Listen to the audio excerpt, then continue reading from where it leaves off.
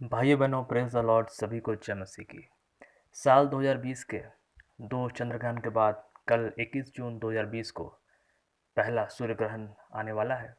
और जैसा कि हम लोग जानते हैं कि ये सूर्य ग्रहण एन्यूलर सूर्य ग्रहण है। जिस प्रकार टोटल सोलर एक्लिप्स जो होता है वो दो प्रकार के होते हैं, पार्शियल और एक एन्यूलर।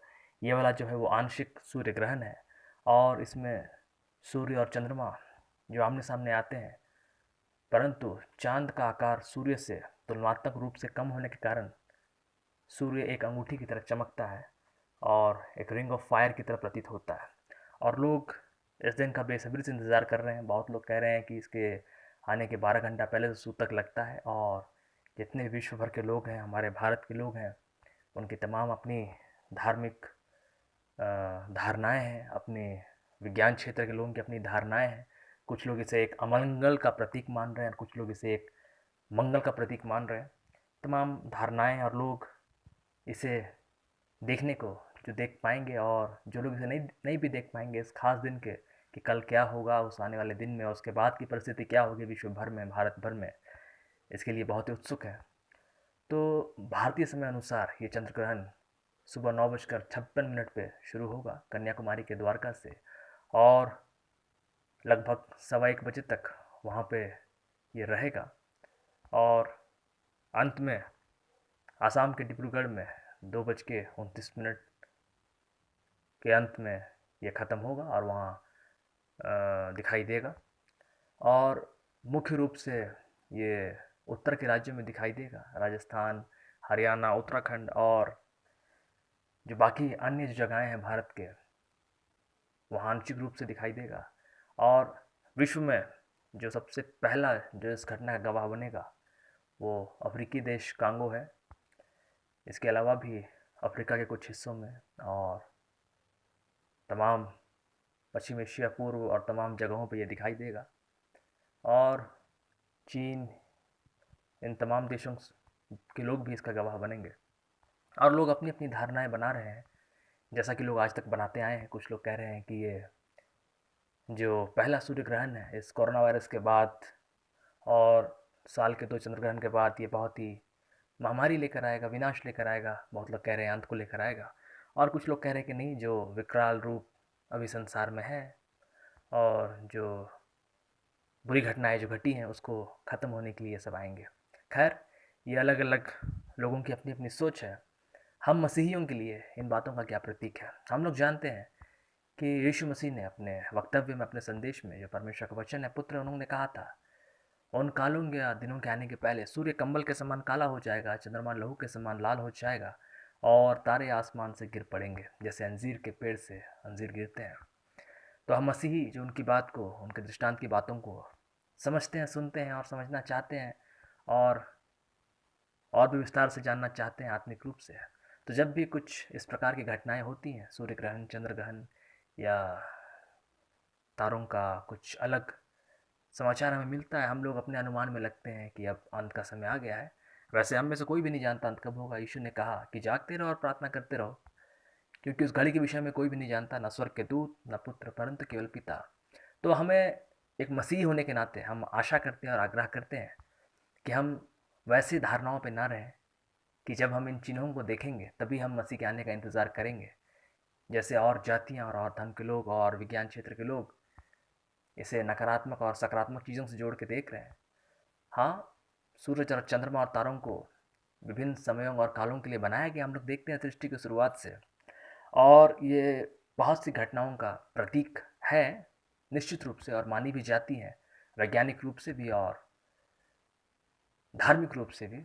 इनमें चिन्ह होते हैं ग्रहों में और जो भी खगोलीय और जो भी सोलर सिस्टम में जो भी घटनाएं होती हैं ब्रह्मांड में, निश्चित रूप से।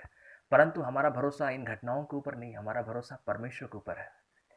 यदि हम परमेश्वर पर विश्वास करते हैं तो इन सब होने वाली बातों से, आने वाली बातों से सकारात्मकता और नकारात्मकता में हम लोग ना रहें कि कल ये होगा, आज ये होगा, या कल ये अच्छा होगा, कल ये बुरा होगा। हम जो मसीह यीशु में बुलाए गए हैं, हम उन मसीह भाइयों से, विश्वासी भाई बहनों से आग्रह करते हैं और आशा करते हैं कि जिन्होंने यीशु मसीह के देह में और पवित्र आत्मा के नाम में परमेश्वर का बपतिस्मा पाया है और उद्धार को देख लिया है, वो निश्चित जानते हैं कि चाहे हम दुख में हैं, चाहे हम सुख में, चाहे हम क्लेश काल में रहें, चाहे हम आनंदित रहें, चाहे हम बीते हुए कल में रहें, चाहे हम आज में रहें, चाहे हम आने वाला कल में रहें, हमारा हर दिन प्रभु में है। हम हर दिन की शुरुआत और अंत प्रभु में करते हैं, वचन के साथ। आज का दिन यहोवा ने बनाया है, हम उसमें आनंदित रहें। तो हमारे लिए हर एक दिन प्रभु में खास है, विशेष है। हमारे लिए कोई भी दिन अलग विशेष नहीं रखता।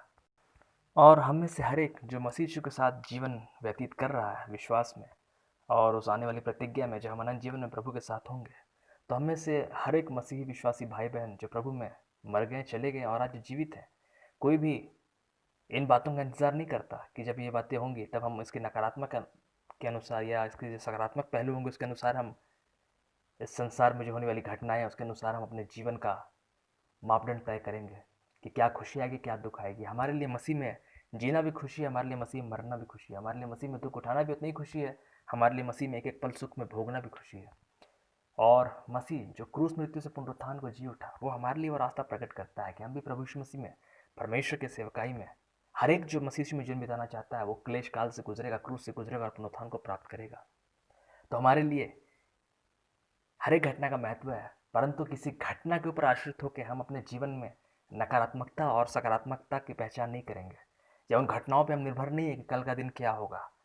हम आज की चिंता भी नहीं करते, न कल की चिंता करेंगे, न बीती बातों की चिंता करते हैं। परमेश्वर ने कहा पुरानी बातें बीत गई, सब बातें नहीं हो गई। तो हमारे लिए हर दिन प्रभु में है। आज का दिन भी जो हमें प्रभु ने प्रकाश दिया सूर्य के द्वारा और इस रात्रि में चंद्रमा के द्वारा, और अपने तारों को जो वो अंधकार में निकालता है, वो अपना प्रकाश हम पर चमकाता है।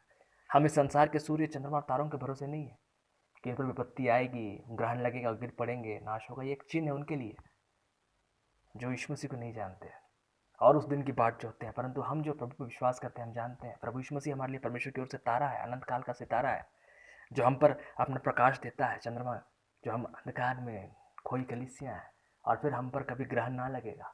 जैसा इस संसार पे सूर्य ग्रहण, चंद्र ग्रहण लगता है, हम जो प्रभु के विश्वास में, हम पर कोई ग्रहण ना लगेगा, हम पर कोई विपत्ति आपत्ति नहीं आएगी। हम जो विश्वास में है, ये क्लेश संसार के लिए है, दुख संसार के लिए, परंतु यदि हम प्रभु में दुख उठाएंगे तो इसलिए कि हम क्रूस मृत्यु से पुनरुत्थान को प्राप्त करें।